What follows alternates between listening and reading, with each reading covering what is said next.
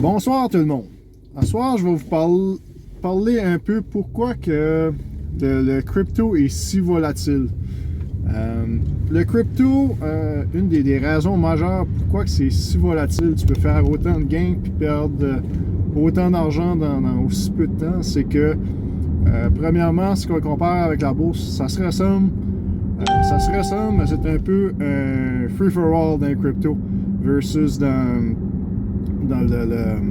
la bourse. Pourquoi? Parce qu'il y a de la réglementation avec la bourse. Il y a juste certaines personnes qui peuvent trader à la bourse. C'est pas ouvert à tout le monde.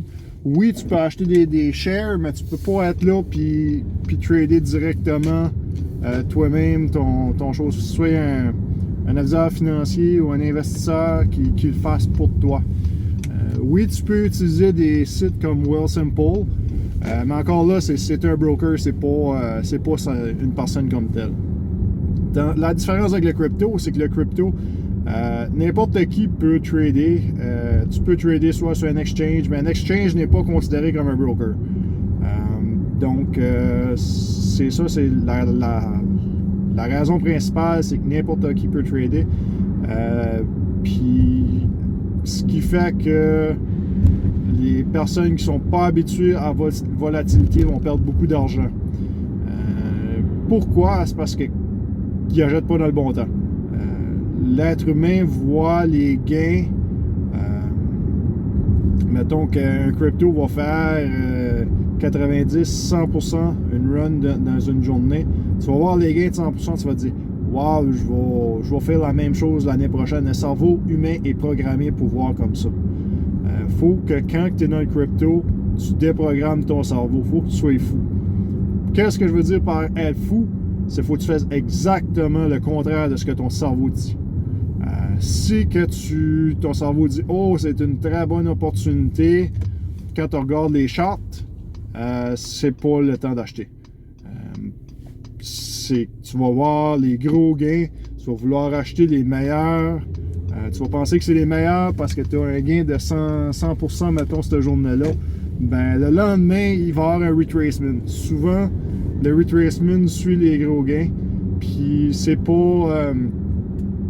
je veux dire, c'est pas constant, ça suit pas daily quand il y a un gain. Ça explose, puis après ça, ça crash. Pourquoi que ça fait ça? C'est parce que les personnes, les early investors, vont aller chercher leur argent quand c'est haut. Puis souvent, les early investors, c'est eux autres qui ont les plus gros shares dans ce token-là. Fait que c'est ça qui différencie le crypto de la bourse. Pourquoi c'est aussi volatile? C'est l'inexpérience de la plupart des traders. Parce que à la bourse, quand tu as 7% dans une année normale, tu as fait une maudite bonne année. Dans le crypto, si tu fais 7% d'une journée, c'est une journée plate. J'ai vu des journées, moi, de 25-30% en gain. J'ai vu des journées de 25-30% en perte. J'ai mon crypto.com, j'ai environ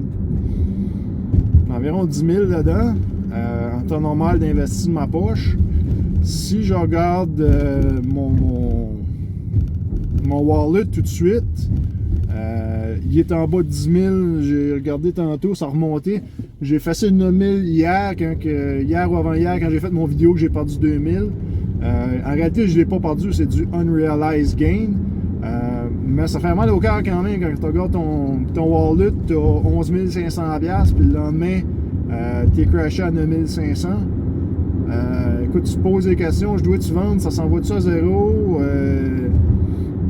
Mais là, il faut que tu prennes 2 minutes, tu t'assises, tu te dises, OK, je fais ça pour 6 mois, 1 an, où je vois le potentiel de l'adoption de Bitcoin ou de n'importe quel autre crypto, Ethereum ou dans le top 10, je me dis, ce que ça peut être.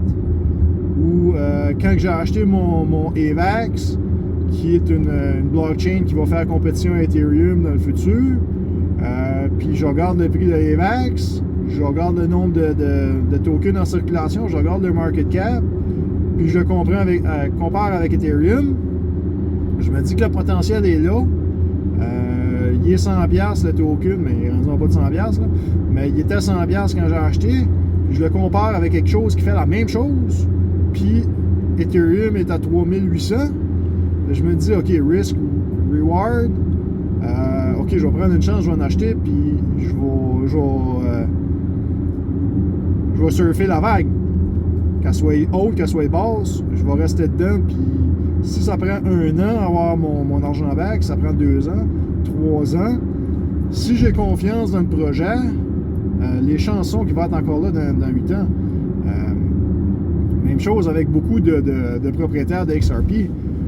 XRP, lui, a été créé, ce token-là, pour remplacer le Swift Network. Swift Network, c'est le transfert d'argent, excusez-moi, entre les institutions financières. Pourquoi que XRP est 10 fois meilleur, même 100 fois meilleur que Swift Network? Swift Network va envoyer une note entre les institutions financières qui va dire « OK, votre paiement est en chemin. » Fait que ça prend 2 à 3 jours à envoyer de l'argent dans un autre pays, tandis qu'avec XRP, c'est 30 secondes. Et moins. Fait que... puis tu peux le faire pour quelques cents, envoyer des millions. Fait que ça a beaucoup de potentiel parce qu'on sait que les Américains trade avec les Chinois ou n'importe qui trade avec la Chine. Si que XRP, Ripple Network, peut remplacer Swift Network, les compagnies vont sauver énormément d'argent. Puis en plus, tu viens d'éliminer le délai de paiement. C'est instantané. Fait que pour ça, je vois que c'est bullish. Mais quand ils ont commencé, je crois que c'était en 2011-12, qui ont créé le token XRP dans ce but-là, ce blockchain-là, ils ont créé ça pour être la vitesse, le nouveau mode de paiement. Puis ça a monté, le all-time high de XRP, la dernière bull run, était de environ 4$, 4,50$ US. Puis cette bull run ici, XRP n'a jamais monté. Pourquoi qu'elle n'a été jamais montée? On dit que le prix est en suppression dû à la poursuite judiciaire avec la Security Exchange aux États-Unis, le SEC. Parce que le SEC voit XRP comme une menace qui pourrait chambouler le système économique. C'est pas de même qu'ils le phrasent, mais en gros, quand tu comprends le lawsuit, c'est ça que c'est. Puis ils poursuivent, ils disent que XRP est une security, puis qu'ils n'ont jamais demandé pour être tradé, puis ces choses-là. En même temps, XRP a déjà parlé au SEC avant de commencer le chose, puis SEC ne lui a jamais donné de clarité. En tout cas, tout ça pour dire que si tu commences à investir dans quelque chose, puis tu as confiance dans cette chose-là, tu peux descendre. XRP a descendu à 8 ou 9 cents, pas dans le dernier bull market, mais l'autre avant, après avoir fait 1 piastre ou quelque chose comme ça.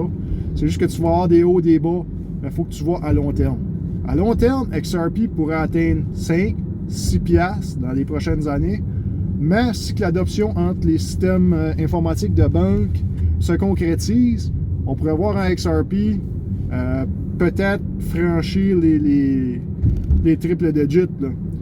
Je dis pas que ça va arriver parce qu'il y a quand même beaucoup de tokens en circulation, mais si les banques transigent entre eux, ils vont en holder, ils vont en garder aussi, ce qui va faire qu'il va en avoir moins en circulation, puis il va être plus rare.